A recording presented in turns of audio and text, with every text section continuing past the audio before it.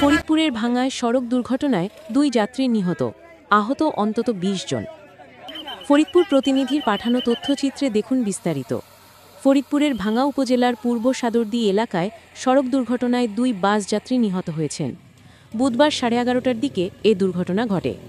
Highway police স্থানীয় সূত্রে জানা যায়, ঢাকা থেকে বরিশালগামী ইউরোলাইন পরিবহনের একটি যাত্রীবাহী বাসকে পেছন দিক থেকে আসা অজ্ঞাত আরেকটি বাস ধাক্কা দিলে সামনের বাসটি নিয়ন্ত্রণ হারিয়ে রাস্তার পাশে খাদে পড়ে যায়। এতে ঘটনাস্থলেই একজন যাত্রী নিহত হন। আহত অবস্থায় অপর এক যাত্রীকে ফরিদপুর মেডিকেল কলেজ হাসপাতালে নেওয়ার পথে তারও মৃত্যু হয়। মৃত্যুর বিষয়টি নিশ্চিত করে ভাঙ্গা হাইওয়ে থানার অফিসার ইনচার্জ মোহাম্মদ রকিবুজ্জামান জানান, দুর্ঘটনায় অন্তত 20 জন যাত্রী আহত হয়েছেন। আহতদের উদ্ধার করে ভাঙ্গা উপজেলা স্বাস্থ্য কমপ্লেক্সে ভর্তি করা হয়েছে। তাদের মধ্যে কয়েকজনের অবস্থা গুরুতর হওয়ায় উন্নত চিকিৎসার জন্য ঢাকায় পাঠানো হয়েছে।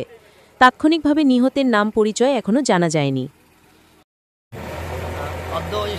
বেলা 11:30টার দিকে ঢাকা থেকে বরিশালের দিকে ইউরো পরিবহন এবং শ্যামলী পরিবহনের 2টা গাড়ি যায়। একই দিকে যাওয়ার সময় একজন ওভারটেক করতে আরেকজনের শ্যামলী পরিবহনের গাড়ির পিছনে ইউরো পরিবহন ধাক্কা লেগে আপনি এখানে খাদে পড়ে যায়।